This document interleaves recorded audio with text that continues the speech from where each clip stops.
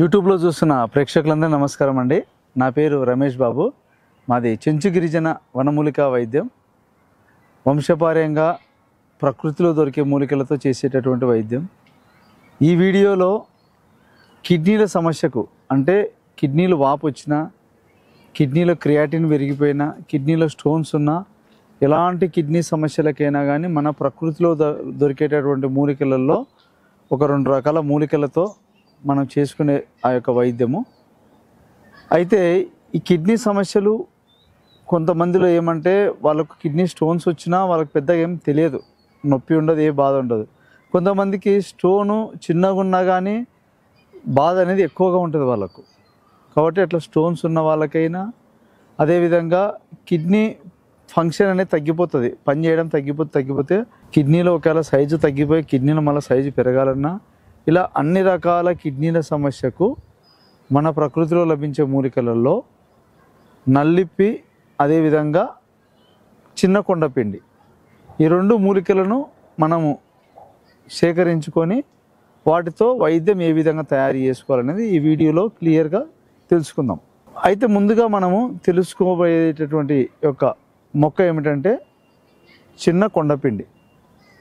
అది ఎలా ఉంటుందో చూపిస్తాను. ఇది చూడండి, చిన్న కొండపిండి ఈ విధంగా ఇట్లా ఉంటుంది. ఈ యొక్క చిన్న కొండపిండికి ఆకులు చూడండి, ఈ విధంగా ఆకులు చిన్న ఆకులు వస్తాయి అన్నమాట. ఇట్లా చిన్న ఆకులు.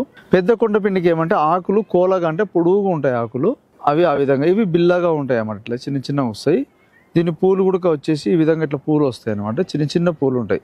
పెద్ద కొండపిండికి ఏమంటే పూలు పెద్దగా వస్తాయి. ఇప్పుడు చిన్న కొండపిండి అయినా పెద్ద కొండపిండి అయినా 2 ఒకటే, కానీ ఒకే జాతికి చెందినవే, కానీ వీటి యొక్క పరిమాణాలలో తేడా ఉంటుంది. పెద్ద కొండపిండి ఏంటంటే అది ఒక పెరిగితే ఏమంటే పెద్ద పొదలాగా వస్తుంది అనమాట.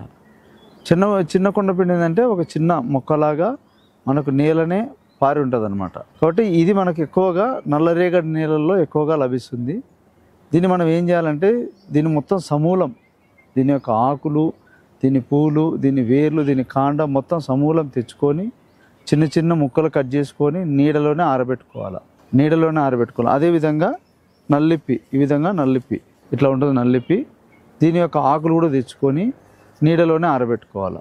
ఈ 2 ఏం చేయాలంటే నీడలో ఆరబెట్టుకున్నాక కొండపిండి ఒక 50 గ్రాములు, నల్లిప్పి ఆకులు చూర్ణం ఒక 50 గ్రాములు, 2 సమానంగా తీసుకొని రోజు ఉదయాన్నే లేవగానే ఏం చేయాలంటే, ఇది ఆల్రెడీ మనం తెచ్చి పొడి చేసి పెట్టుకొని ఉండాలి మన ఇంట్లో రెడీగా పెట్టుకొని, ఒక డబ్బాకేసి పెట్టుకుంటే రోజు పొద్దున్నే లేస్తారు కదా, లేచిన వెంటనే బ్రష్ చేసి పరగడుపున ఒక కప్పు నీళ్ళు తీసుకోండి.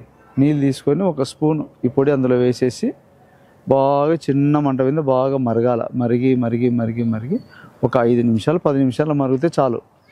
అంటే ఆ మూలికలలో ఉండే బలమనే నీళ్ళలోకి రావాలా, కషాయంలాగా. ఆ కషాయం అవుతుంది కదా, కషాయంలోకి కావాలంటే కొద్దిగా బెల్లం ఉంట కానీ కండ చక్కెర అని వేసుకోండి. కండ చక్కెర వేసుకుంటే కొంచెం వేడి తగ్గిస్తుంది. లేదు బెల్లం ఉంట అయితే బెల్లం ఉంటనే వేసేసుకొని దాన్ని పొద్దున్నే పరగడుపున ఎంటీ స్టమక్తో మనం తాగాల. సమస్య ఎక్కువగా ఉంది, క్రియాటిన్ ఎక్కువగా ఉంది, మాకు కిడ్నీ స్టోన్ సైజు ఎక్కువగా పెరిగిందన్న వాళ్ళైతే పొద్దున సాయంత్రం 2 పూట్ల తీసుకుంటే ఇంకా మంచిదే, తొందరగా రికవర్ అవుతుంది. కాబట్టి ఈ విధంగా మనం కషాయంలాగా తయారు చేసుకోవచ్చు, నీళ్ళల్లో వేసి బాగా మరిగించుకొని. లేదు మనకు ఆ విధంగా కాకపోయినా కానీ దీన్ని చూర్ణంలాగా తయారు చేసుకొని ఆ పొడిని ఏం చేయాలంటే పొద్దున 1 స్పూను, సాయంత్రం 1 స్పూను నార్మల్ వాటర్ ఉంటాయి కదా, వాటర్లోనే కలుపుకొని కూడా తాగొచ్చు. ఇట్లా 2 పూట్ల సమస్య ఎన్నో ఏళ్ళ నుంచి ఉంది, మాకు ఇబ్బంది అవుతుంది అన్న వాళ్ళైతే 2 పూట్ల వాడుకోండి, లేదంటే 1 పూటైనా వాడుకోండి. ఇట్లా ఏదైనా కానీ కంటిన్యూ అయితే చేయడం మటుకు ఆపకండి. ఆ విధంగా మీరు చేసుకుంటారా అండి. ఒక 2 నెలలు కంటిన్యూ వాడినారంటే అప్పుడు మీకు మార్పు తెలుస్తుంది. ఆ రిపోర్టు మీరు ఆల్రెడీ ముందు ఎలా ఉంది అనేది రిపోర్ట్ తీసుకుంటారు, తర్వాత ఎలా ఉంది అనేది రిపోర్ట్ తీసుకుంటారు. కాబట్టి 2 రిపోర్ట్లు టాలీ చేసుకోండి, చాలా మార్పు వస్తుంది. కాబట్టి ఈ విధంగా మీరు తయారు చేసుకొని ఉపయోగించుకోండి. లేదు మాకు టైం ఉండదండి, ఆఫీస్కి వెళ్ళే పనులు ఉంటాయి, మా బిజీ మాకు ఉంటుంది కదా, టైం కుదరన్న వాళ్ళకైతే నేను ఒకవేళ చేసేయమంటే కూడా నేను మీకు కొరియర్ ద్వారానే పంపించగలుగుతాను. కాబట్టి ఈ విధంగా మీరు చేసుకొని ఆరోగ్యంగా ఉండాలి. ఎందుకంటే ప్రకృతిలో ఇవన్నీ దొరికే మొక్కలే మీకు చూపించి వాటి గురించి తెలియజేయాలనే ఉద్దేశంతోనే చూపిస్తున్నాను. కాబట్టి ఎవరైనా కలవాలన్నా కూడా కలవచ్చు. కాబట్టి ఈ అవకాశం ఇచ్చిన ప్రేక్షకులందరూ నమస్కారం అండి.